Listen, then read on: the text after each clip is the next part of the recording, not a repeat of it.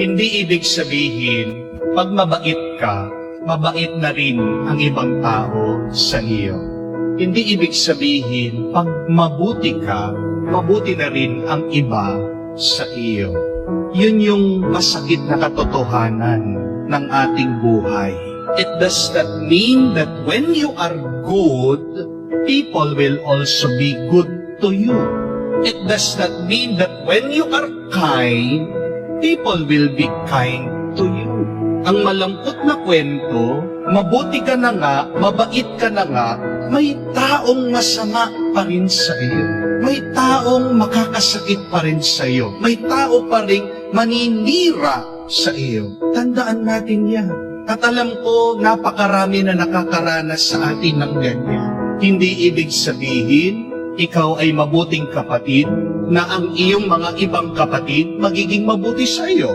Amen? Minsan nga, hindi ibig sabihin, ikaw ay isang mabuting anak na magiging mabuti ang iyong mga magulang sa iyo. Amen? Minsan, napakabuti mong estudyante. Pero bakit napakasama ng iyong teacher sa iyo? Minsan din, napakabuti mong kapitbahay.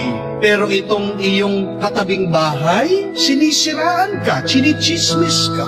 Napakarami din nararanasan ito. Mabuti silang asawa. Pero bakit yung mga asawa nila hindi mabuti sa kanila? Dahil yan ang masakit at malungkot na katotohanan. Hindi ibig sabihin ikaw ay mabuti, magiging mabuti na rin ang iba sa iyo. At naranasan yan ng ating Panginoong Jesus. Napakabuti niya. Napakarami niyang pinagaling.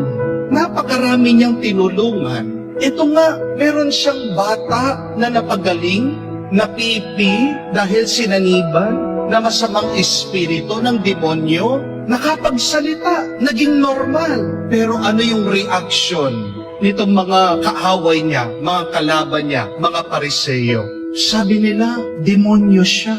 Sabi nila, nagagawa lang niya ang pagpapagaling dahil sa kapangyarihan ng demonyo.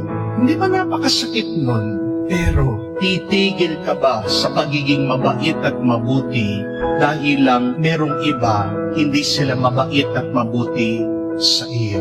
Hindi. Dahil tandaan natin, hindi naman ang mga ibang tao ang ating piniplease. Sino ang ating dapat i-please?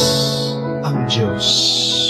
Bakit tayo'y nagpapakabuti? Dahil ito yung ating pagmamahal, pasasalamat sa Diyos.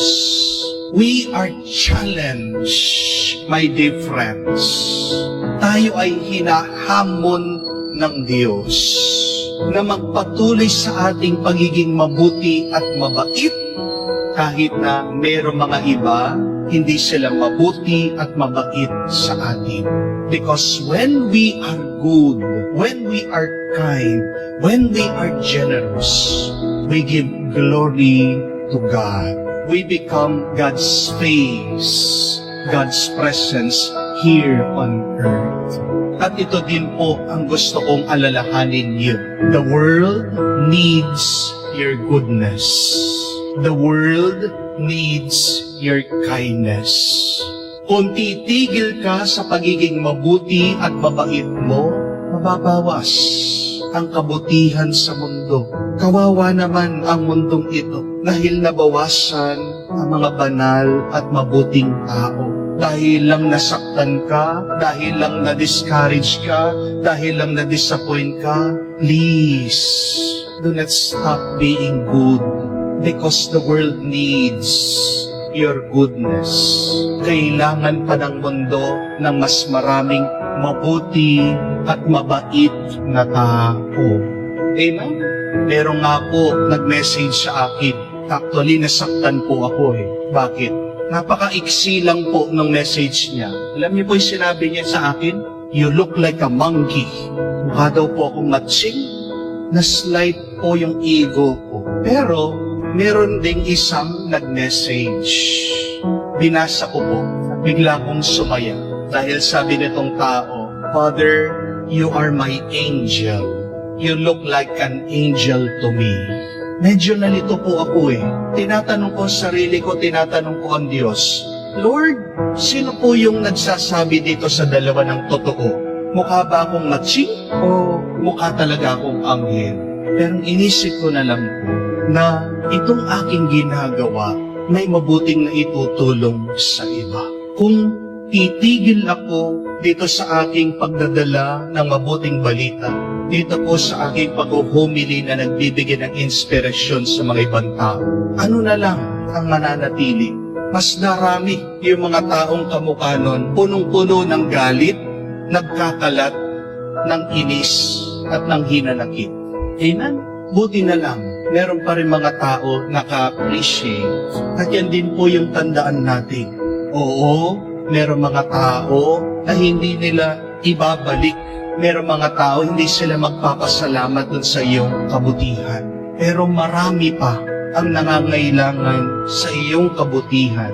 Marami pa ang naghahanap na mababait na tao, mga tapat na tao. So please, do not stop being good just because other people are not good to you.